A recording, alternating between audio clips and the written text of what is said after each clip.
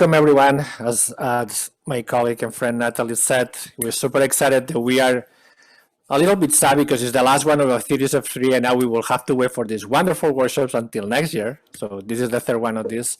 And remember, we started with the first one, giving a context of the whole project. This is a 3-year project. And then the last one, back in March, we talked about principle 1, the asset-based education, and now we're going to talk about the principle number 2. And I'm sorry, I'm trying to multitask because I'm the one. Am I the one just being the one who is admits one? Because I'm trying to talk and admit people to the meeting at the same time. So, so as I was saying, hopefully nobody's in the waiting room. And if you are, please bear with me. I will be there in 30 seconds. So principle number 2 talks about the intellectual quality of instruction and meaningful access. So when we talk about language learners, the focus for our workshops is students who speak Asian languages. We want to provide them with intellectual quality of instruction, so high quality of instruction for all. And not only that, so once we design this high quality instruction, we want to be mindful that we create access to this instruction. So that will be the examples that we're going to share with you today, as I said, with 2 amazing presenters. But we know, before we go ahead and we dig deep in today's presentations, we recognize that this has been a tough year, no? I think you will agree with all of us that this has been an unlike year like any other. So we started like almost 13, 14 months ago with the pandemic, and we are so resilient that we made it through, and here we are, April, 3rd workshop, and we keep on going. So if you don't mind, you want to take a look to these 4 images and pick the one that represents how you feel, maybe today or throughout the year, and in 1 sentence, explain why you picked that picture. So once again, there are 4 pictures right there. Check this, pick one, and then in the chat briefly say why you decided to pick that picture and why that picture represents the way you feel. Okay, so we will take maybe 1 or 2 minutes, and then we will move along.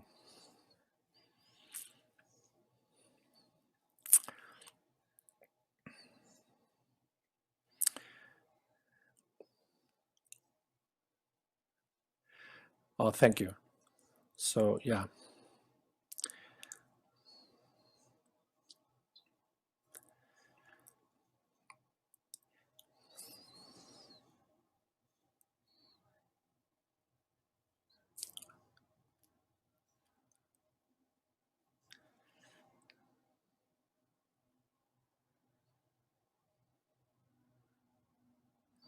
Okay, somebody said number 1 in the top left, because her look of determination. Okay, yeah, we definitely needed that throughout the year.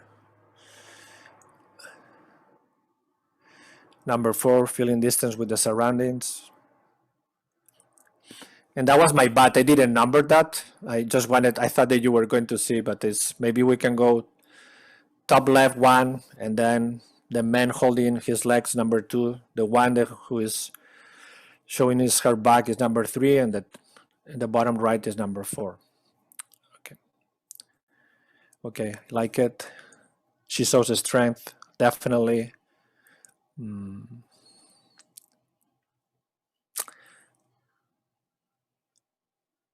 I like it. I picked the lower right. I try to juggle through things and sometimes pretending I'm okay.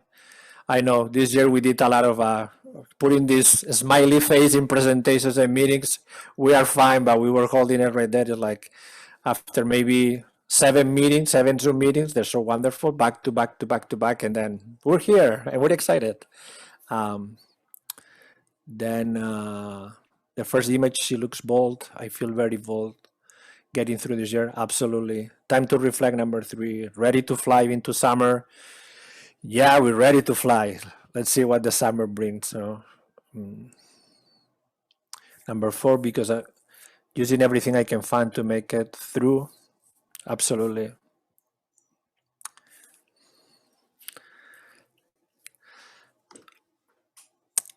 So just to move forward with ourselves all the time, thank you for, it was kind of like a set in the mindful time to see these images and to reflect. I just want to give you a heads up. Maybe you already have recognized these 4 Photos are for one of my favorite photographers, who is Sebastião Salgado.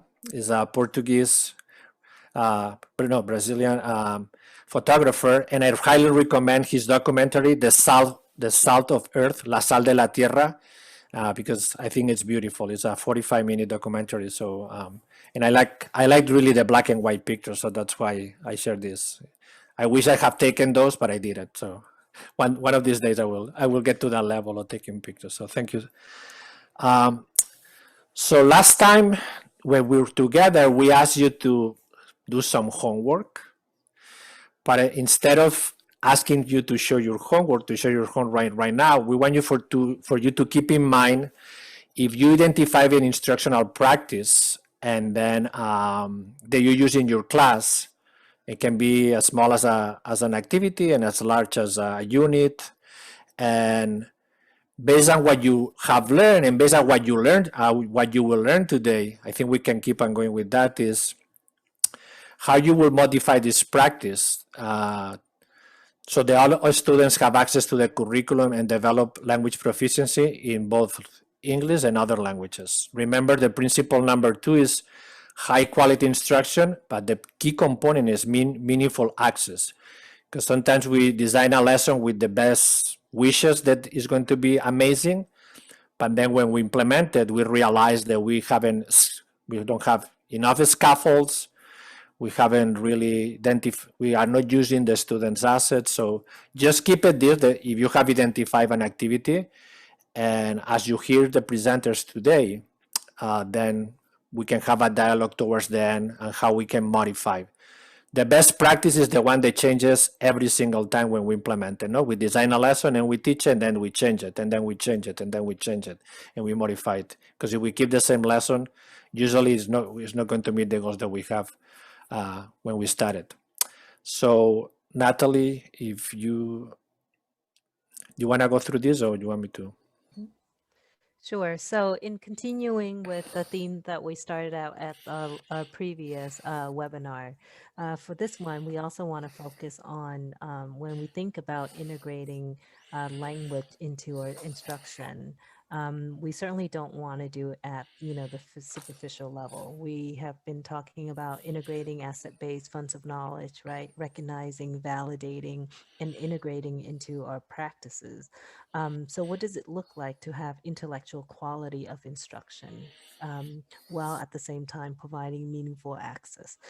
So, a couple of things that we want to keep in mind include, as we move forward with this work, is that all students engage in intellectually rich, developmentally appropriate learning experiences, right? That foster high levels of English proficiency as well as the language of their mother tongue. And I think the second component is very important because we are not going to endorse practices where we have to make a compromise, one or the other. And we think that there is a way for us to not only support students' English development, but also to support their native language as well. Okay, so doing that simultaneously. The second piece is that these experiences integrate language development, literacy, and content learning, as well as provide access for comprehension and participation through native language instruction and scaffolding.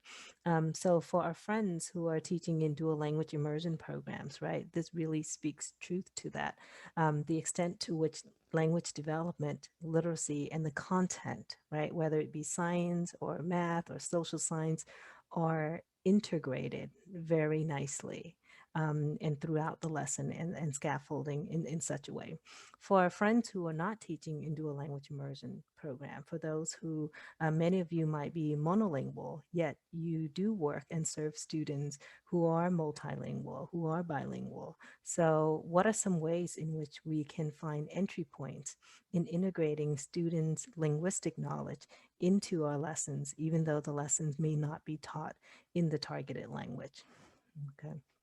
And then the third piece to keep in mind is that all migrant students have meaningful access to full standard-based and relevant curriculum and the opportunity to develop proficiency as well as the proficiency in other languages. So this is really the emphasis on the assets that our students bring to the classroom, the cultural asset, the linguistic asset, right? And it is our responsibility to be able to access these assets that they bring into the classroom, so that we provide the opportunity to our students to develop proficiency in multiple languages. So these are the themes that we would like to continue in today's discussion.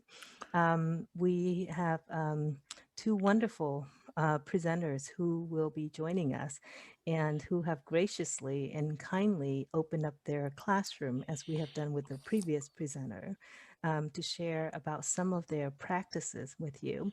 Our first presenter is Seong Kim.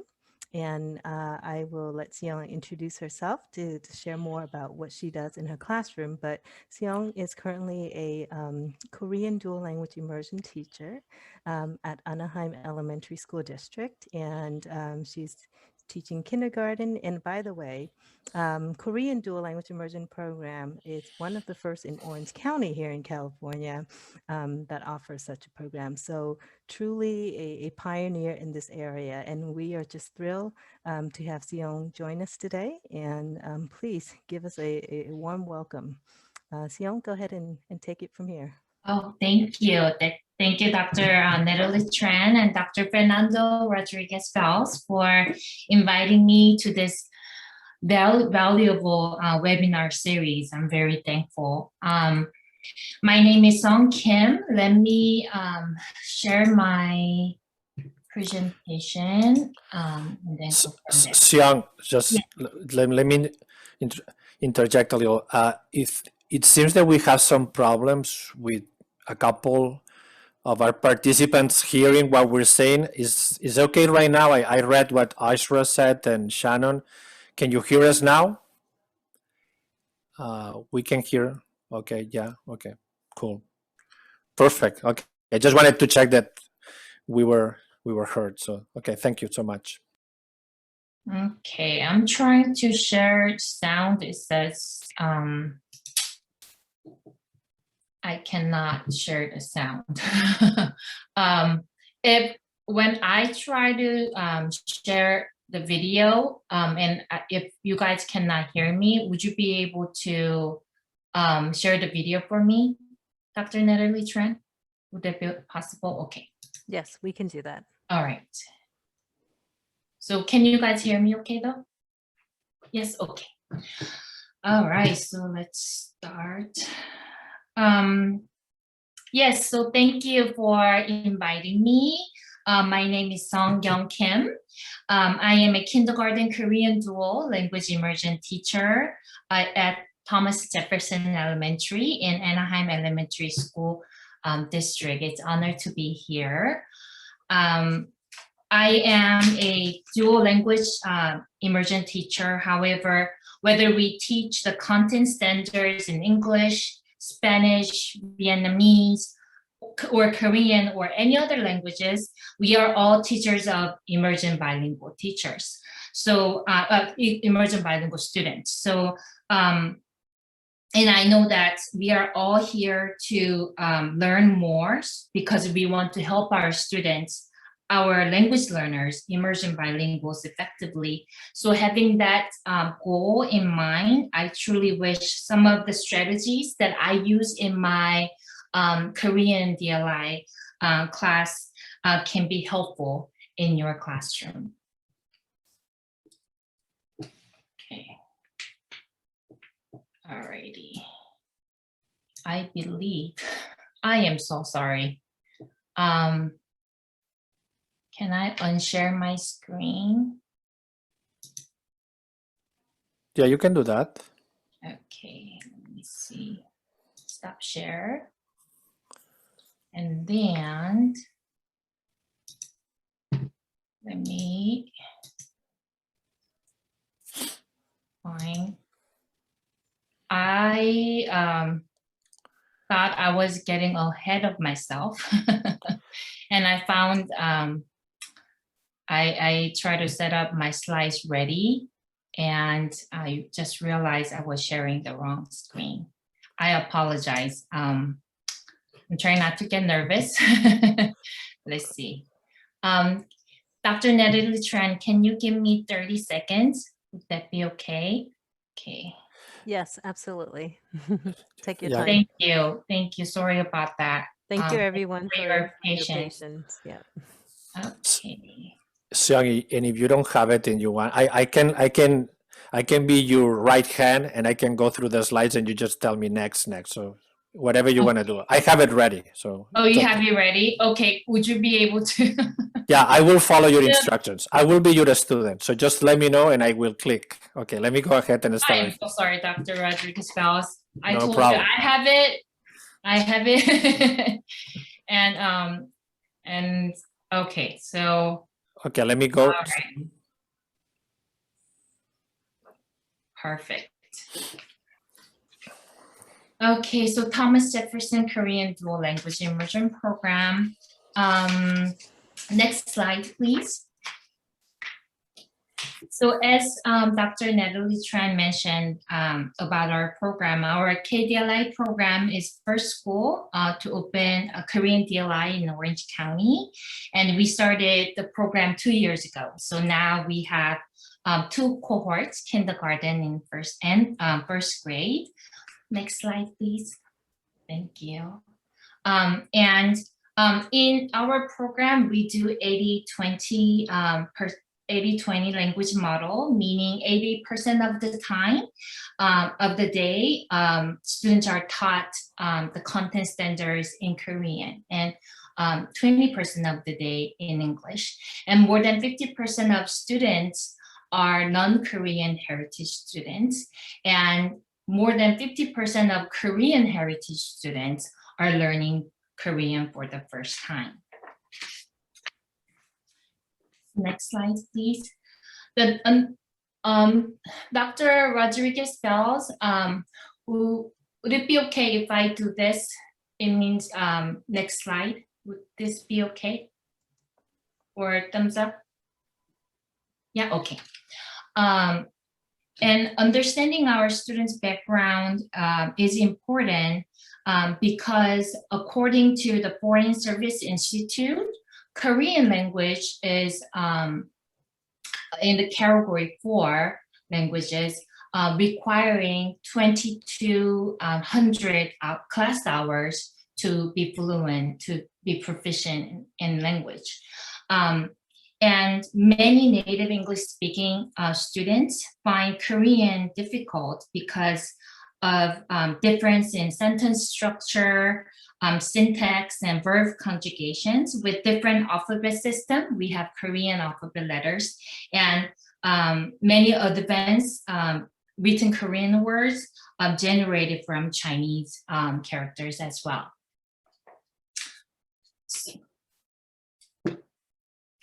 So next slide shows a picture of my son playing with Korean magnet letters, and he is in kindergarten right now, and he will start Korean DLI program in first grade, since I'm the only KDLI teacher at our school. So I started teaching him Korean and Korean alphabet letters starting from last year.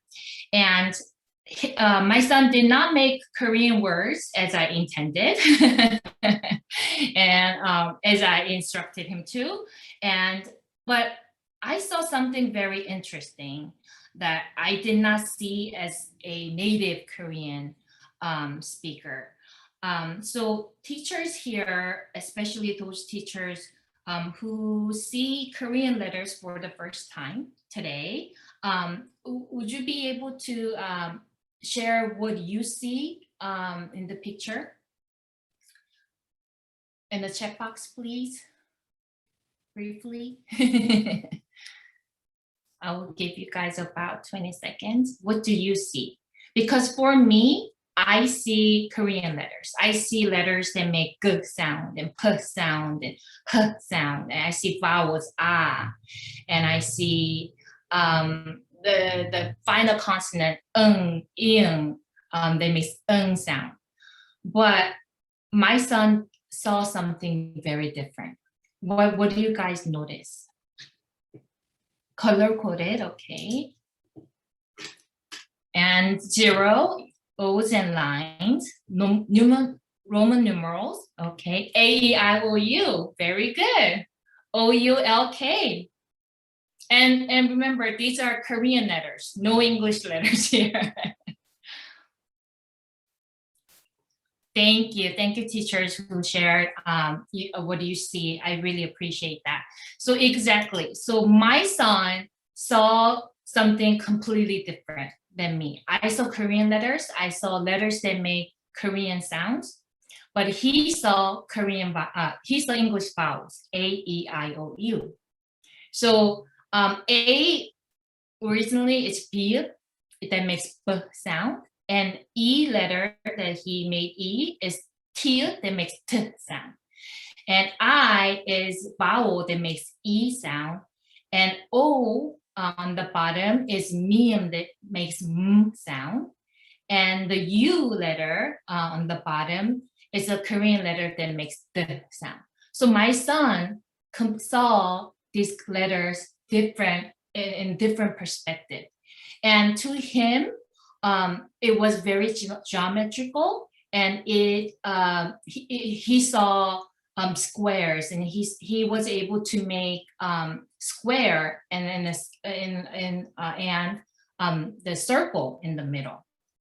So there was very interesting perspective that I gained from looking at examining my son's work, and this made me realize that it's different how I perceive Korean as a native Korean speaker, and how my students who are learning Korean for the first time, who are not native Korean speakers, and it's completely different. And they reminded me that I need to put myself in perspective of my students who are learning for the Korean for the first time. So it was a nice refresher for me last summer. So under the guidance of our wonderful admin, Dr. Song, our principal, Dr. Song, this year, we Korean teachers at Jefferson Elementary, we are examining and learning and focusing on world languages standards and 3 modes of communication this year. And I share the link to the video, so teachers who wish to watch the video can watch the video. Next slide, please. Thank you. So 3 modes of communication. We have interpretive, interpersonal, and presentational. And this is something we teachers here already know, teaching ELD standards. So interpretive, collaborative, and productive standards. And in world language standards, we use interpretive, interpersonal, and presentational. So interpretive learners understand, interpret, and analyze what is heard, read, or viewed on a variety of topics. And interpersonal learners interact and negotiate meaning in spoken, signed, or written conversations to share information, reactions, feelings, and opinions.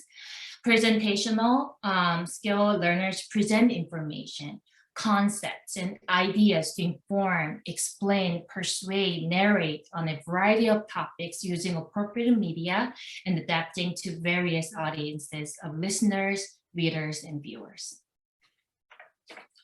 So my focus this year is, what can I do daily to help my students improve their interpretive, interpersonal, and presentational skills as they learn the common core content standards? So these are instructional strategies that I use in my class, and all the educators here, I'm pretty sure the strategies that you guys are already using daily in your classroom. So in my classroom, I use Seesaw for oral practice, and TPR, total physical response, and visuals. I use songs. I love singing with my students, and that's how I learned English and Spanish. My Spanish teacher, I was very lucky to have Spanish teacher who are very, very musical. So that's how I remember many grammar and phrases in Spanish. So I really appreciate songs, learning through songs, routine activities, including interactive calendar and integrating cultural art and hands-on activity. Today, I want to focus on Seesaw for oral practice and TPR and integrating art in lessons to go a little deeper. And if time allows and teachers have some question, I will be able to answer questions about other strategies as well. So total physical response. Total physical response is a method of teaching language or vocabulary concepts by using physical movements to react to verbal input. The process mimics the way that infants learn their first language, and it reduces students' inhibitions and lowers stress. And it allows listeners to make connections. So that's why connections with vocabularies and movements. So it's easier for students to learn the language and concepts. So I use TPR a lot. And Dr. Rodriguez Fellows, can we watch the first video, maybe 2 minutes to 3 minutes? This one in the left side or the side? Left side, please. Thank you. This one? Yes. Just first parts. For just $67, you can make as many videos as you want and never need to pick up a camera or use it. Hello everyone, in today's video we're talking about TPR techniques and how you can use it in your classroom. Now make sure you stay till the end of this video. I don't think the video is showing right now. Practice them with you so you can be more comfortable in your online classroom. Okay, so let's jump into it. What is TPR? Okay. TPR stands for Total Physical Response. And what it basically is a teaching method. Fernando, I wonder if it's in a different screen that is not being shared right now. We can hear the video being played. Can you hear it? Yeah, we can Yes. hear it, but not the video itself. Yeah, perhaps sharing another screen. Oh, you're right. Yeah, sorry. Thank you. Thank you for doing this. Oh, There we go. Okay. It allows the learner to associate learning with action. And this is really great for all types of learners, whether it's kinesthetic, visual, or auditory learners. It allows Very the low. brain to really associate the word with gestures and action. Can you share the computer sound? Speak the language. So you have a limited amount of time to get the students to understand the word or the command and to respond accordingly. Plus, we are on a computer, so adding those movements would not only allow the student to understand the word, but really increase engagement throughout the classroom. Now let's get into the TPR exercises and techniques. There are two types of TPR. You have instructional TPR and educational TPR. Instructional TPR is when you give an instruction or command, something like click, jump up, circle, clap your hands. So those are instructions. And I want to give you an example. One of the most common TPR examples for giving command is the pointing to the mouth and cupping to the ear. So by pointing to your mouth, the student will understand, okay, I need to pay attention to this area. I need to really listen to what the teacher is saying. What is that word? And by cupping of the ear, the student will understand, okay, the teacher is listening. I better repeat what the teacher was saying.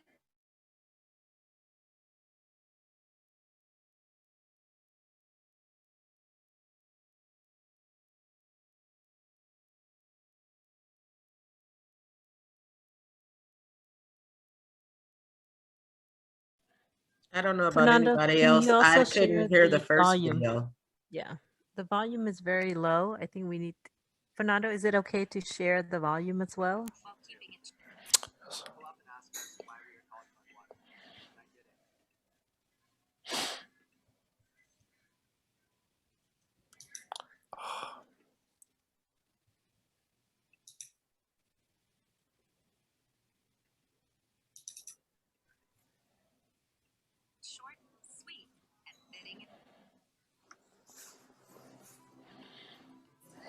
Thank you.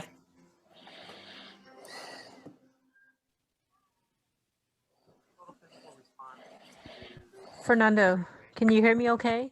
Teach vocabulary to students. Is it okay to share the volume, because we can't hear the volume very well on our end? Language, and so they have to use their bodies to move and define language, and it forces them to solidify it.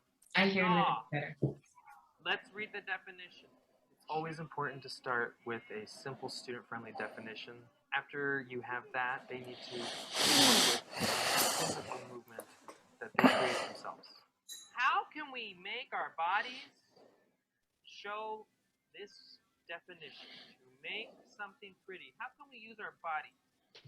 Oh, look at what Jesus just tried. Show it. If it's something student-made, they have ownership over it, and so they are more likely to remember it that way. You make it a game, you have them respond to your prompt by pointing to them and saying, okay, give me the word decorate. And they have to orally say the definition and also act out, or the physical response has to be done at the same time.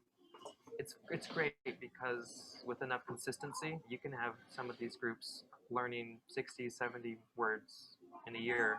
It's a really powerful thing for English language learners, especially, who have a hard time grasping new vocabulary. By the end of the year, they were quizzing each other, and they have so much ownership over it. Again, going back to that definition that they create, it's all on them, and it's powerful. Thank you.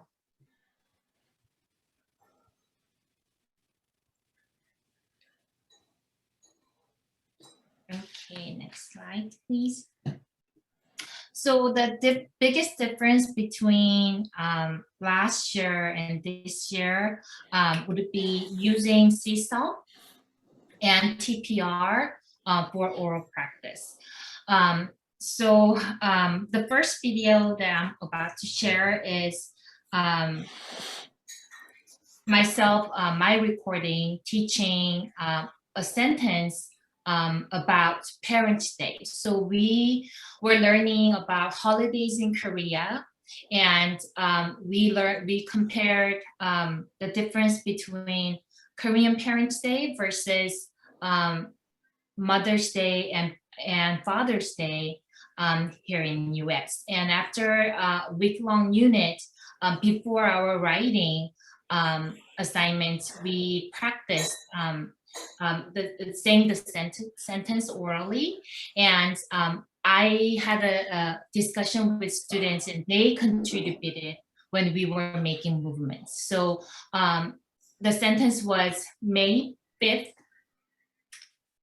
On May 5th is Parents' Day in Korea, and students and I asked my students, scholars, I cannot think of any movement for Parents' Day, and that was true. I couldn't think of anything, and my students said, one of my students, they volunteered and said, Mrs. Kim, you know, we all love our parents, so for Parents' Day we should do this, and that clicked. And that made sense for my students rather than me giving them, assigning a movement to them. So we came up with movements, and we made relations to different vocabulary, and then we practiced saying the sentence orally.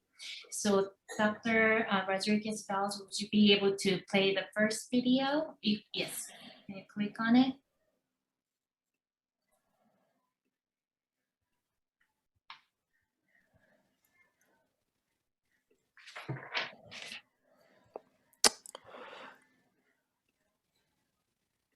And thank you again for doing this. I really appreciate that. 5월 8일은 어버이날입니다.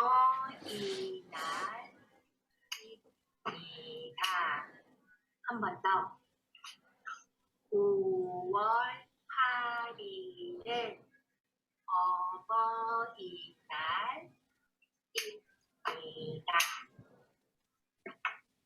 Okay, so this is, I always record provide a recording for my students as a model, and then students practice saying their own sentence, and then they record and then submit their assignment in Seesaw.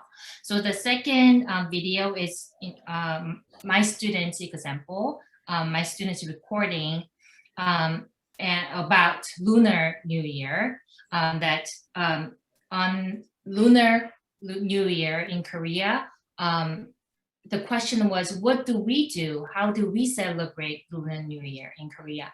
And this student said, on January 1st, Lunar New Year, we take a Korean vow. That's we had 2 weeks long unit, and students learn about Lunar New Year celebrated in Korea, and that was what this student picked.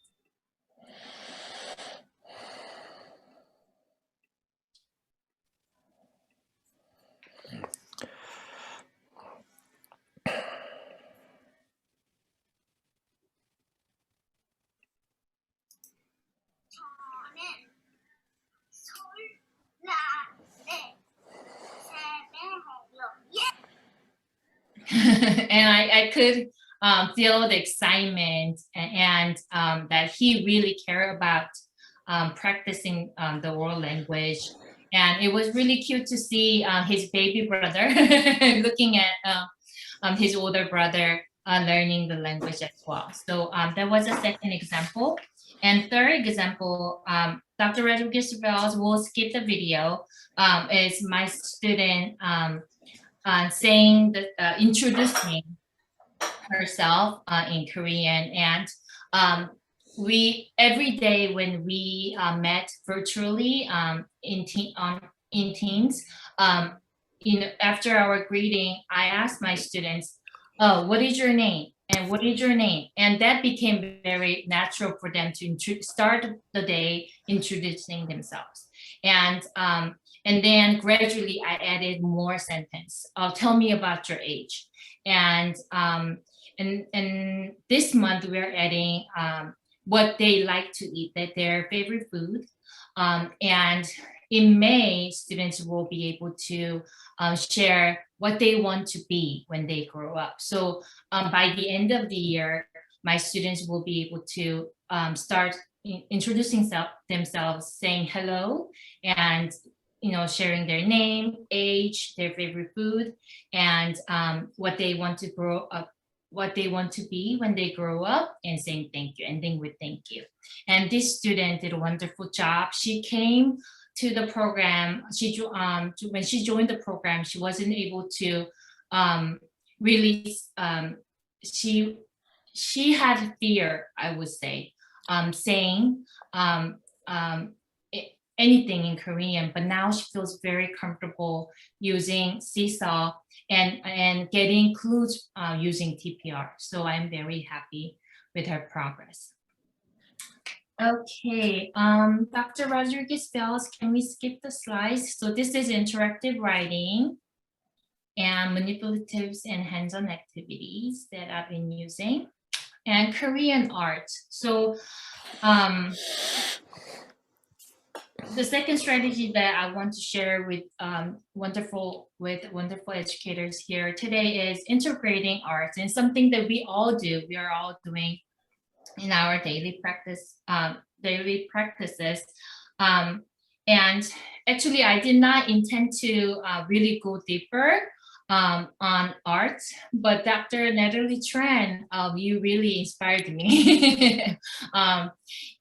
You had a lot of questions about these art pieces, and the reason behind I was integrating this art into lessons. So after we learned about Korean or Lunar New Year's Day, we made colored hanbok together. And after we learned about Korean Hangul Day or Korean Letter Day, we made this the royal king King Sejong art. We made the frame together.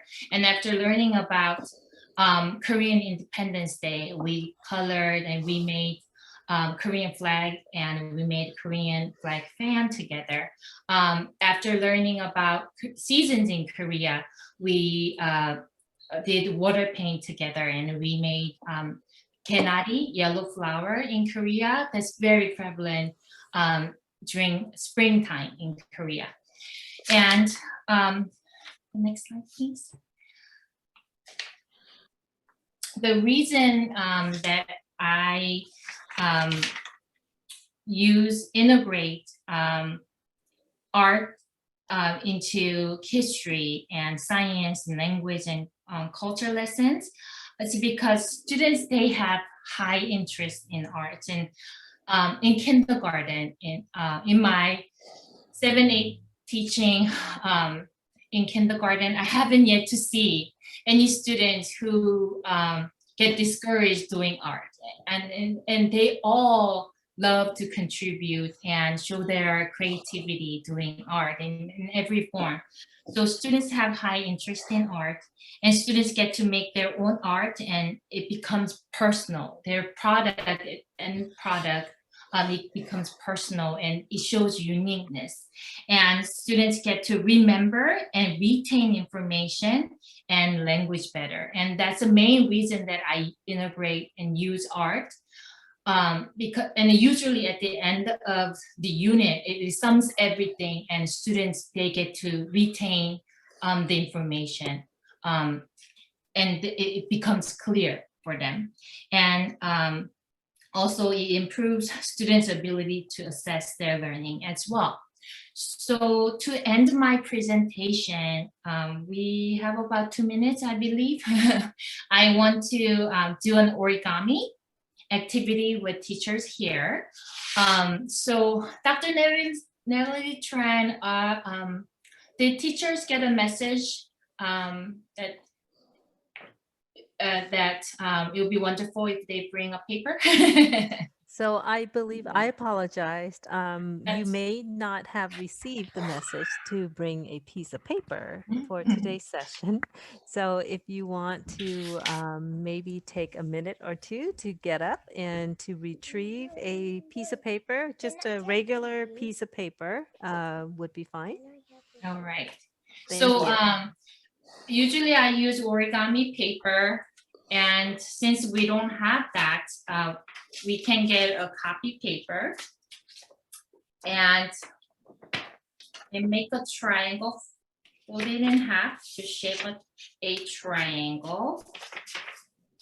And we can trim off this rectangle, the end, and we will end with. Seong, can you slow down? Yes. Just to wait for some of our friends who are still retrieving papers. Oh, Maybe of course. just a couple of Thank minutes. you. Yeah, thank you.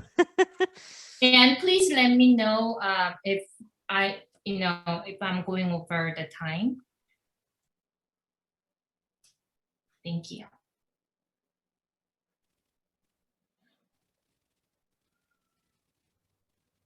So as I teach you guys how to do origami, we are going to make a whale together, very simple origami exercise.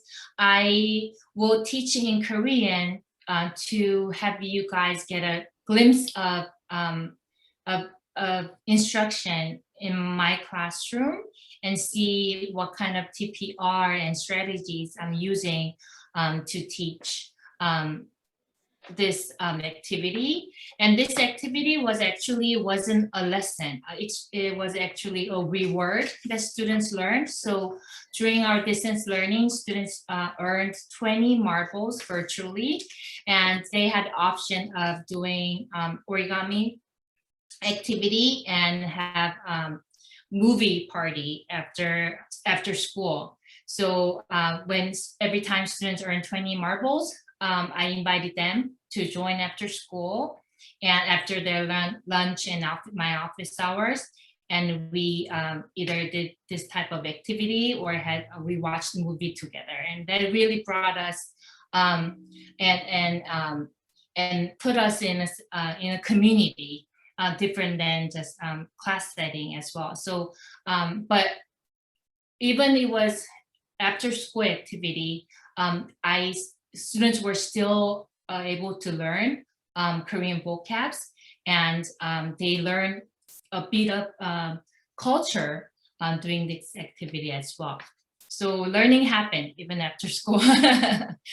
So if we are ready, we are teachers, you can cut up so we can get a paper. And how we can make a square is we can get the corner and put it down.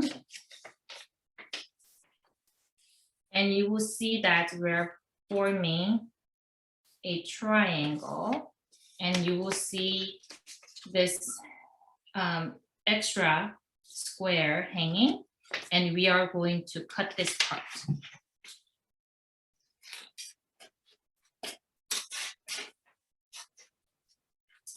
And my intention was playing the video, and just like how I did it after school with my students, but I would just doing origami. So if I forget, forgive me, and Steph, forgive me. I will try my best. So we will have a square. Okay, Dr. Leonard, are we good? Okay, so what we can do is we have two triangles here. Okay, now we'll start from here. Okay, 친구들 종이 보여주세요. Everyone, 친구들 잘 들어보세요. 종이. 이젠 친구들 말해보세요. 종이. 잘했어요. 한 번 더. 종이 보여주세요. Let me see. 종이. 잘했어요. Yes, 종이. 우리 친구들 종이를 이렇게 펴고 여기 있는 끝을 이렇게 접을 거예요. 그래서 세모, another triangle 보이죠?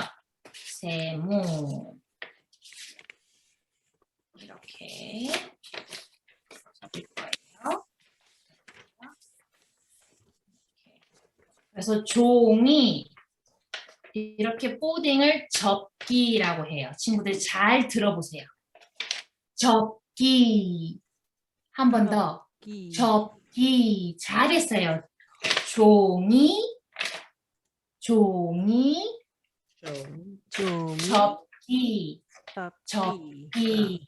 말해보세요. 접기. 종이. 접기. 잘했어요. 와, 잘했어요. 미스 챔피언 잘했어요. 종이, 접기. 그래서 다른 쪽도 이렇게 접어주세요. 이렇게 세모. 그래서 세모 1, 2. 두 개. 하나, 둘.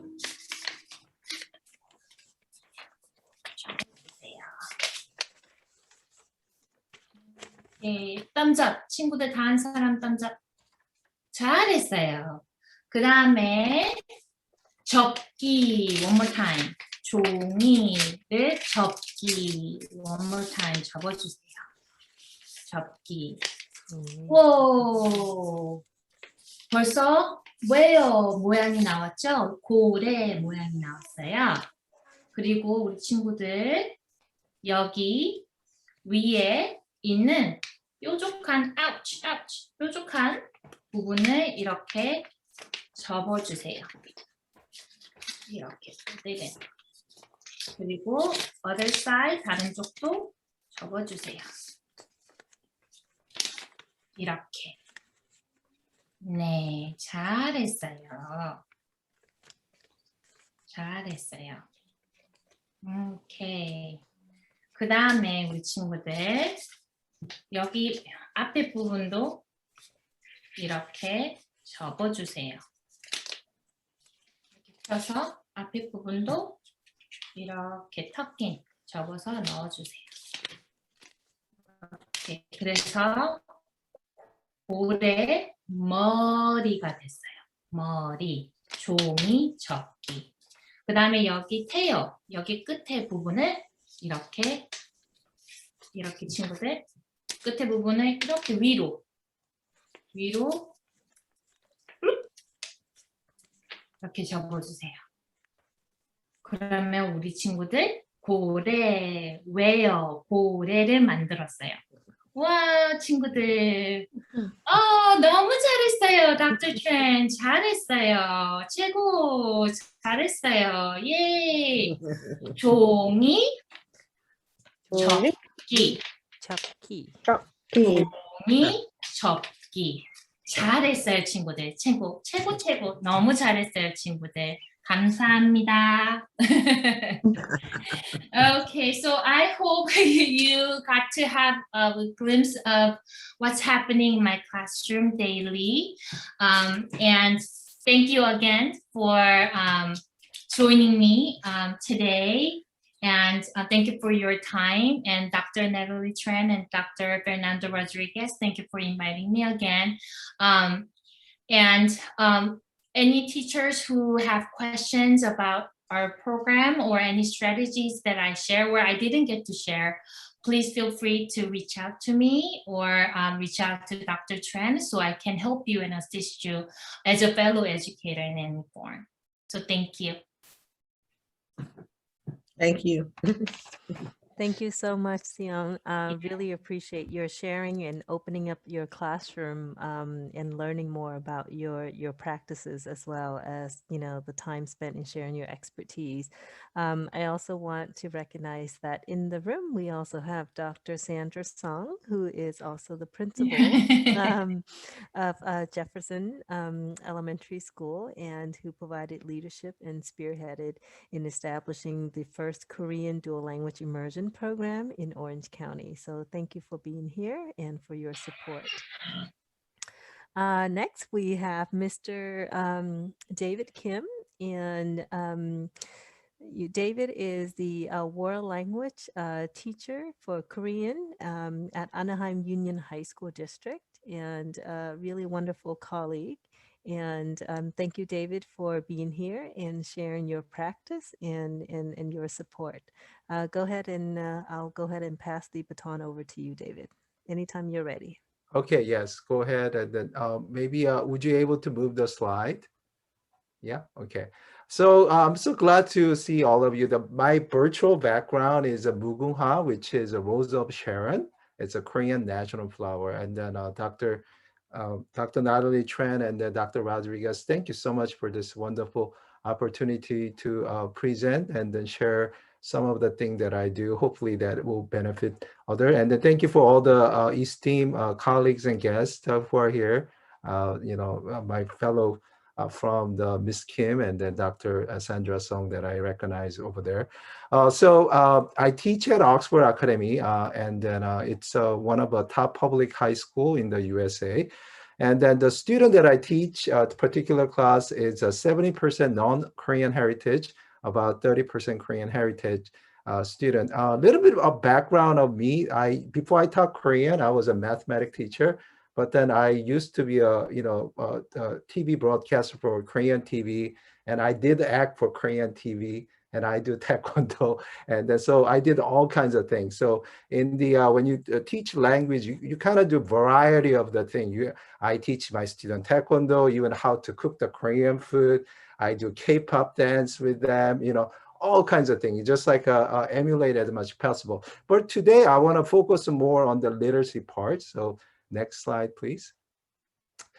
So the one thing that Korean 4, level 4, they've been stay with me 4 years, right? So we saw the dual language immersion program. So these the four Korean 4 students, they have 70% of them have a zero knowledge of the Korean, but then even though it's 4 years, it's not really 4 years because, as you know, it's about 150 instruction hours a year. So they roughly have 600 hours of Korean they've been exposed. But then this is level 4. So student had to research Korean or English poem that they want to translate bilingually. So they have to find the poem that either has not been translated or mistranslated and so on, okay?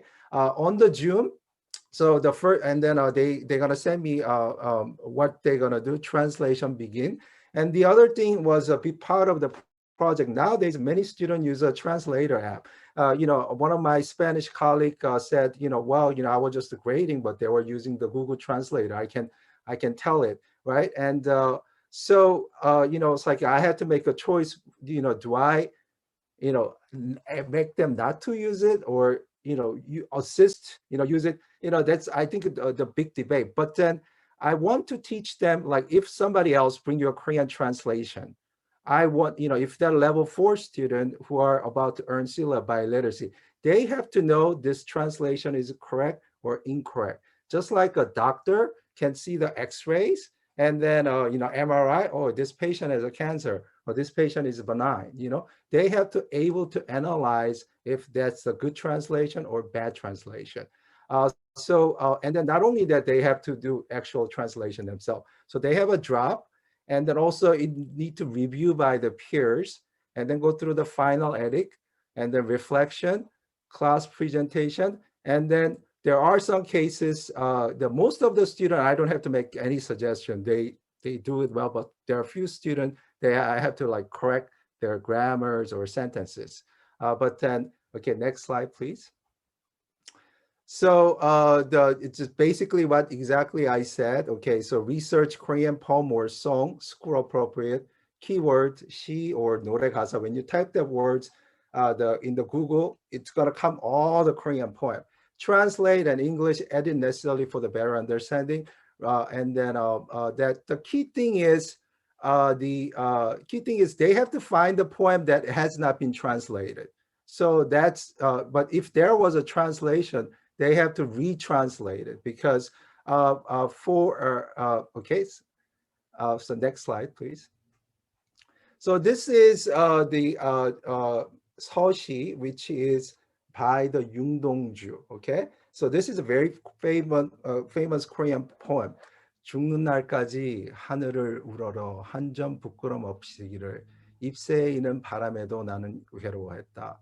별을 노래하는 마음으로 모든 죽어가는 것을 사랑해야지. 그리고 나한테 주어진 길을 걸어가야겠다.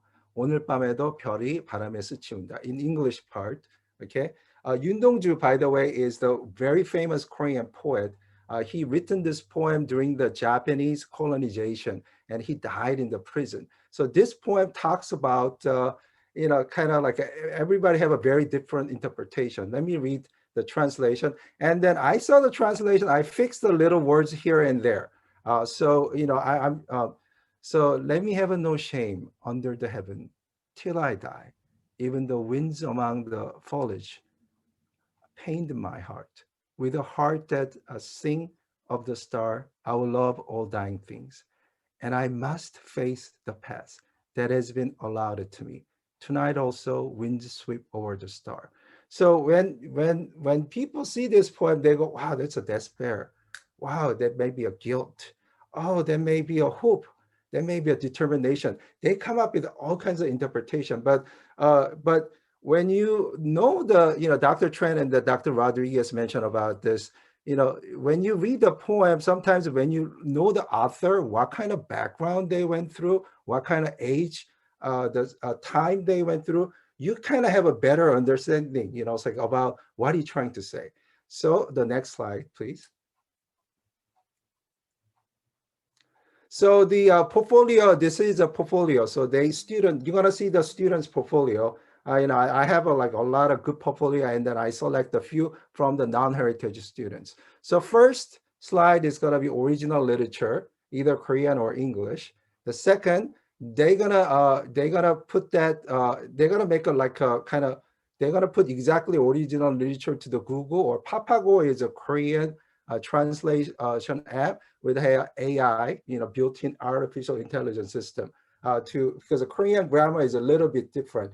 English grammar is I go school. Korean grammar is I school go. Okay, I think maybe we have an Italian language teacher here. You kind of have a reverse verb conjugation. So if you just do straight translation, the sentence comes very awkwardly. So and then they have to peer review, and then final product. And then also in Korea, in high school, usually about me, including me, we have to publish the poem. That's a kind of high school pilot project. So they have to kind of make this poem as part of their portfolio, kind of art gallery. And then usually in that, even my poem, I was reviewed by several of my peers.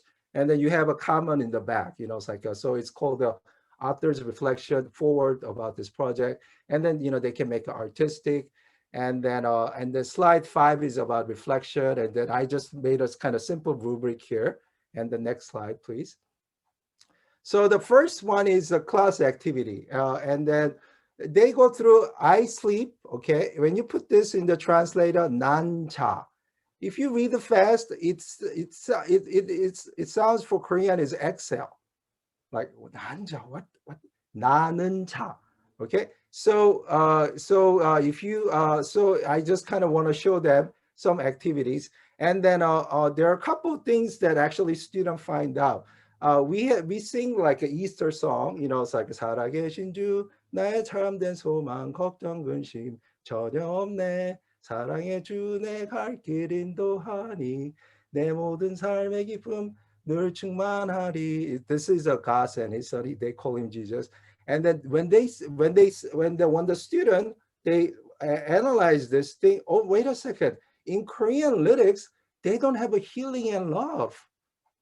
This is sung by millions of Christians in the Korean, but then in the Korean lyric, this is a Southern Gospel translated into Korean during the Bilingual crusade. But then in the Korean lyric, one of the students, several students, hey, Mr. Kim, the Korean translation, they forgot the healing and love. Wow. But it's still sung by the millions of Christians. So how powerful the translator, they can literally like omit the things and put the things away. So next slide, please. So this is one of the students, okay, so next one. This one is the original poem the student did. I'm not gonna read everything because of due to time. So this is the original Korean, the poem and English translation, and then, okay, next slide.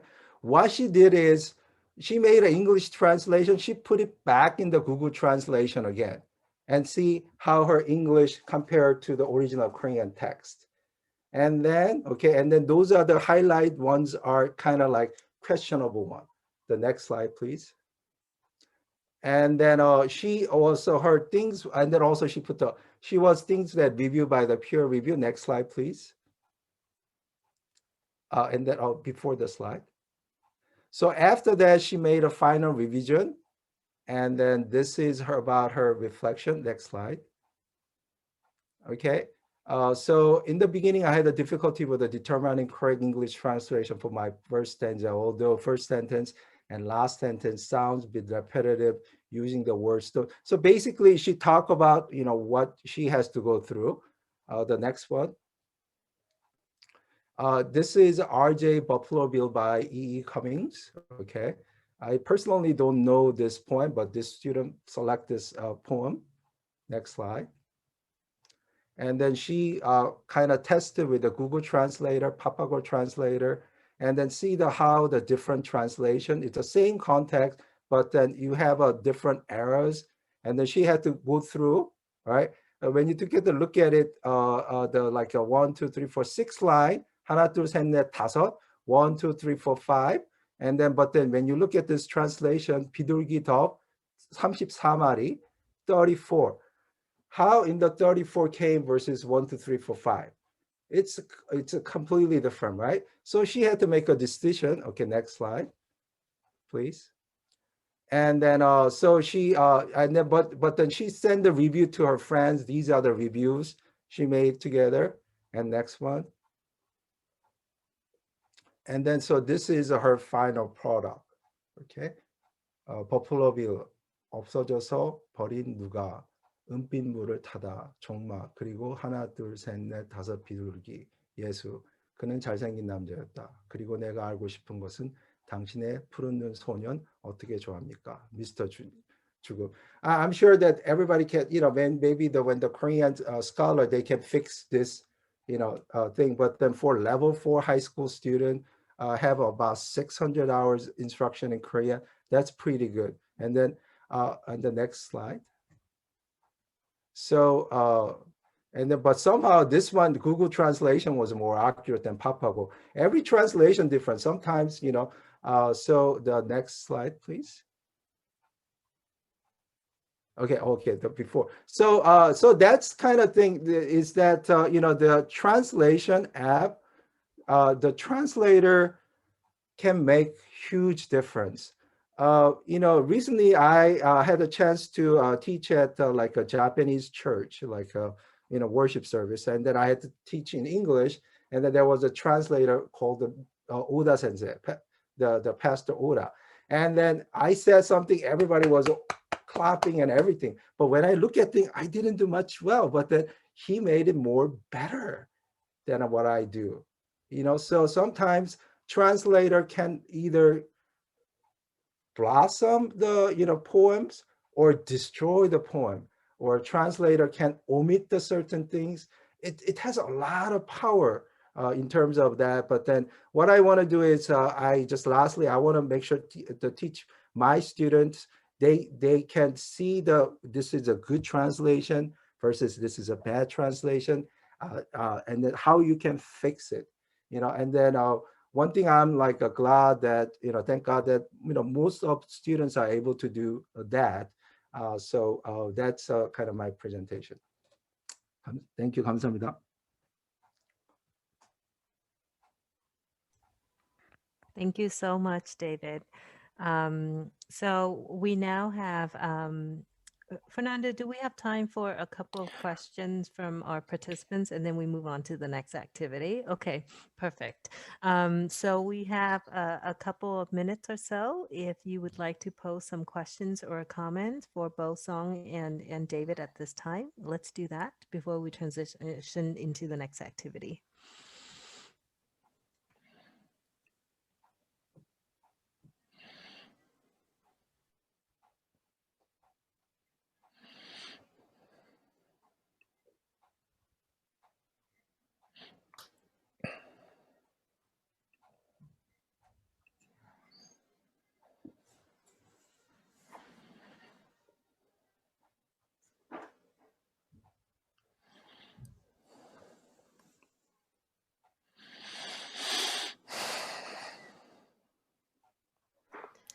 Okay, so if there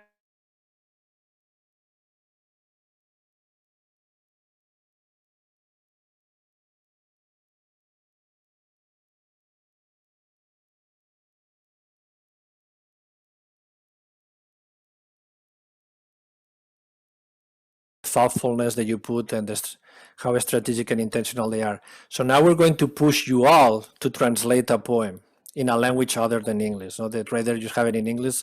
But before we do that, let me highlight what David said. Translating, we know, if we prohibit the students to use Google Translate, I think that we're cutting some of the resources that we're using, but the critical aspect, the way David is using the translation activity really pushes this to a higher thinking level. You can translate and then you go back and forth, and having another platform, the Papago also. So this is the kind of like, when I saw these activities, the meta-linguistics, as you translate, and we know the literal translation doesn't work all the time, or maybe it never works. And I think making think about going back and forth is what really ends with a final product that is much more meaningful. And it made me think about the difference between translating and translanguaging. So what we're going to ask you to do is to translanguage the poem, not just to translate, to translanguage the poem. It means that when you translate this super short and easy poem, a language other than English, you can put your meaning within the poem. And that's what I saw with the students doing, their experiences, who they are. So in the next 5-7 minutes, you read the poem right. There is 4 breaks. Fear breaks, respect mends. Fear hurts, respect heals. Fear suffocates, respect motivates. And fear arrests, and respect enables. I would like for you individually to think a language other than English that you speak, or you feel comfortable translating this, and then translate these 4 verses to that language. Could be Spanish, could be Korean, could be Vietnamese, could be Japanese, could be Khmer. And in these 5-7 minutes, I would say read the poem, think about it, what it means to you, and how you will translate this poem. You can use Google Translate. You can put this poem and say, I want to translate it to Portuguese, and then think about what it looks like. So, but the final product about translanguaging is a more a critical approach to not just translating the poem, so what exactly means to you, and elevating and enhancing the poem. So that makes sense what I have explained. Think about the language that would you like, any language other than English, and translate these 4 verses. And when you have them, please put your 4 verses translated, actually translanguage, in the chat room, and I would like for you to read some and your thinking process to that. Okay? So let's take 5-7 minutes to read, translate, and then we will share in all the multiple languages that are represented in today's audience.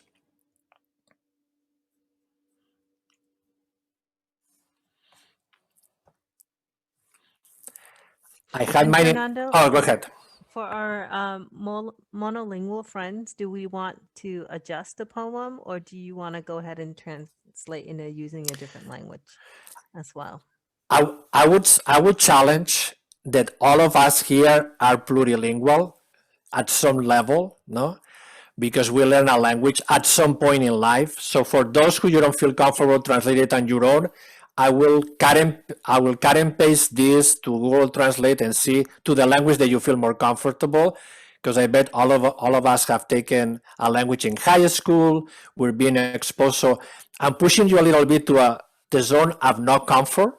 Even though you don't think that you are, all of us, we are plurilingual, and all of us, we're language learners. So I would like to challenge to all of you to translate to a language other than one that you feel comfortable, no matter the language that you decide to go.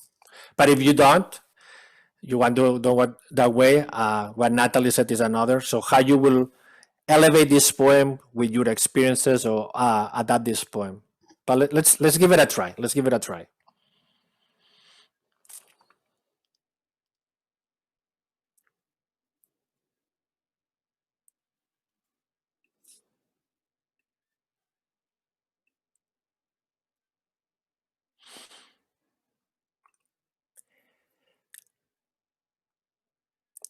And I just can read. I know that inspiring you. I'm reading the one that Christy said already translated, and if you want to read it in the chat room, it's really inspiring. So thank you, Christy. Increíble, fantástico, gracias. But we know there are more languages represented here. So we know there is Khmer, Vietnamese, Korean, Japanese, and many others that we don't know. So please feel free. Maybe Tagalog, other languages. So go for it. And then, of course, I'm going to ask you to recite these points in the language that you are translating it to.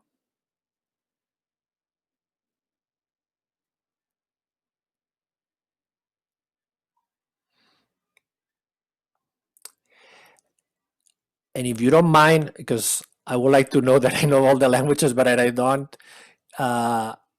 Crystal, can you please let me know in which language you translated that one, so we know? So, yeah.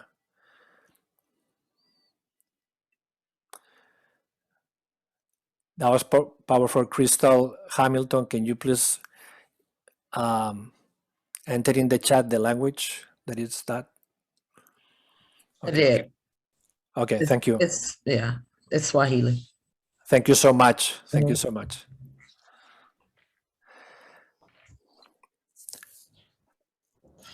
Dr. Natalie Dran and I, we were in a panel a couple of weeks ago, last week, I don't even remember, at 7:40 a.m. in the morning.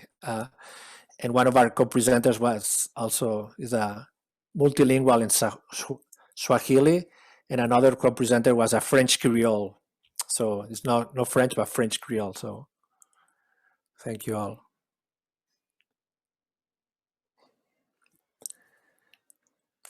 Thank you. Wow, that's really powerful. I love it. I'm sorry, I'm a little bit biased about being a linguistic right here and then seeing all these languages blossoming.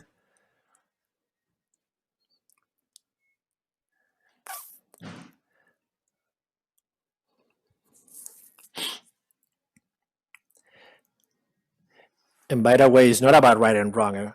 As David said, it's about you taking this poem to the place that feels it is a right translation to you. So thank you.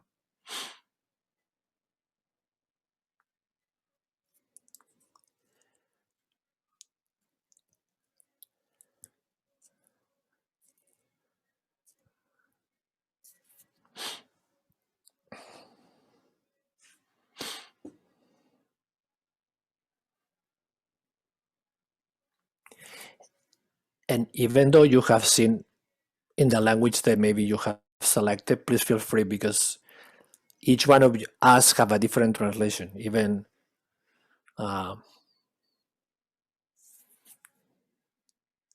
let's say that we speak Spanish or Catalan or French.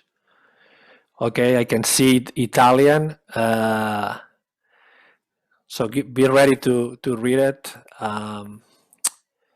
Then I see Lang. I'm assuming that is Vietnamese. Connor or Brian, can you tell us which language is that one? That's Gaelic, Irish. Oh, fantastic. Okay, thank you. Excellent. I love it. Okay, Xiong, thank you.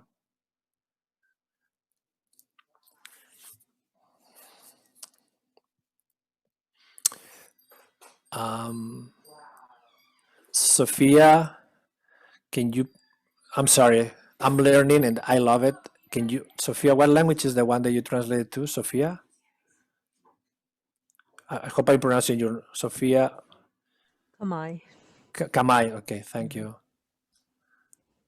I see French. Oh, thank you. Sophia, I hope I pronounce your name properly, sorry.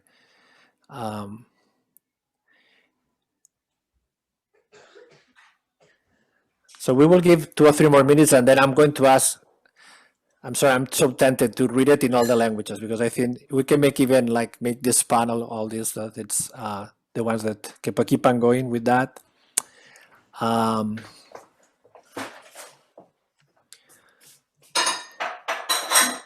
Thank you. You know, I'm sorry, I'm so limited. I'm limited to Romance languages, and I'm trying to stretch my linguistic repertoire, but I'm a work in progress. I definitely a work in progress.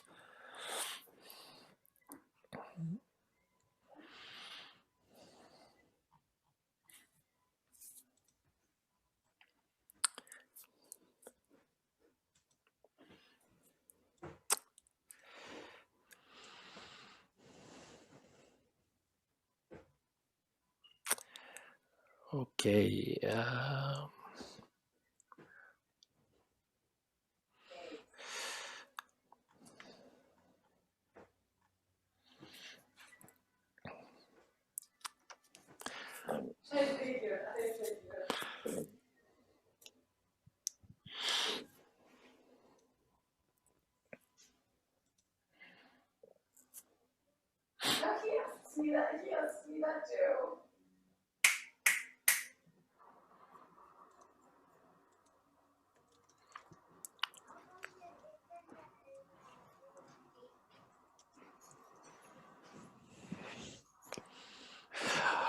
Okay, we're ready to share. Thank you. So let's start.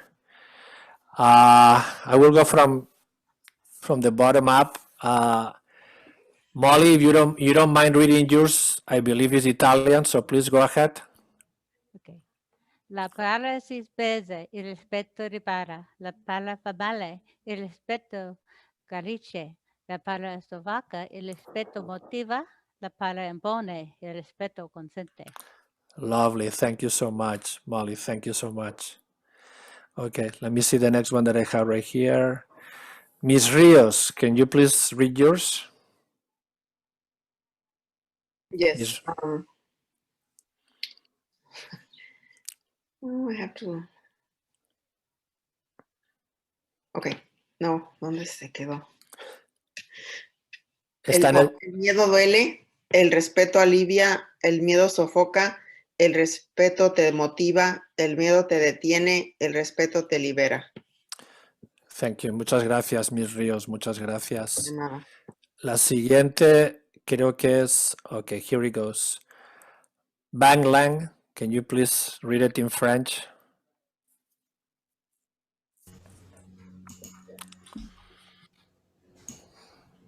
La peur nous brise, le respect répare. La peur donne la douleur, le respect soulage. La peur nous étouffe, le respect nous inspire. La peur nous gèle, le respect nous libère. Oh, thank you so much. Beautiful, Bangla. I'm so jealous. Your French is much, much better than mine. Oh my God. I'm Sophia in Kamai, please. Sophia, are you there? Hi, sorry, I was kicked out. I don't know why. Oh, I'm so sorry. I don't know. It wasn't. I think maybe because of my internet is not stable. So during this session, I was kicked out several times. Okay. Okay. Can you read the poem, please? Okay. Thank you. បើខ្លាចបែកសូមឲ្យថែបើខ្លាចឈឺសូមឲ្យព្យាបាលបើខ្លាចបាត់បង់សូមឲ្យលើកទឹកចិត្តបើខ្លាចគេចាប់សូមឲ្យជួយ Thank you. Thank you. Beautiful. Thank you so much. Seong, I believe in Korean. Seong. Hi, here. 두려움은 부수고 경은은 고치며 두려움은 아프나 존경은 낫게 한다. 두려움은 숨막히게 하지만 존경은 하고 싶게 하고 두려움은 갇히게 하지만 경은은 가능하게 한다. Beautiful. Thank you so much. I don't think you notice that. I think it's every poem, every language has a rhythm, every language has a tone. I think that's the beauty of this when we translate and we recite. Connor, you don't mind go for it, Connor? I can try. My pronunciation isn't perfect for Irish. No worries. Brushanagla, Mash Arya Hession, Garchanagla, Mash Lias, Varianagla, Mash Sprugeth, Avala Egla, Mash Kumase. Beautiful. Thank you so much, Connor. Thank you. Next one that we have right here is Len Nguyen. Len, do you mind read it? I believe it's in Vietnamese. Yes. Sợ đổ vỡ, tôn trọng hàn gắn. Sợ đau đớn, tôn trọng chữa lành. Sợ ngột ngạt, tôn trọng tạo động lực. Sợ bị bắt giữ, tôn trọng cho khả năng. Excellent. Thank you. I love it. We have another one in Italian. I think it's the same one. Sorry. Okay, let me see. And Maria, do you mind reading yours? Maria? María Petrogonas. María, ¿estás aquí? Yes, I'm here. I'm sorry. I was reading, but I was in mute. I'm sorry. No worries, no worries. I was just... Where is mine? Okay. El miedo te rompe, el respeto te enmienda, el miedo te hiere, el respeto te sana, el miedo te sofoca, el respeto te motiva. Aquí me equivoqué, quise escribir otra cosa, pero bueno, lo mandé así. El miedo te aprisiona, el respeto te hace mejor. Perfecto. Bello. Thank you so much. Beautiful. I think I think we have more because I was going... you were saying, wow, excellent, fantastic, amazing. Okay, I agree with everything that you said right there. And thank you all for pushing you and stretching your linguistic repertoire.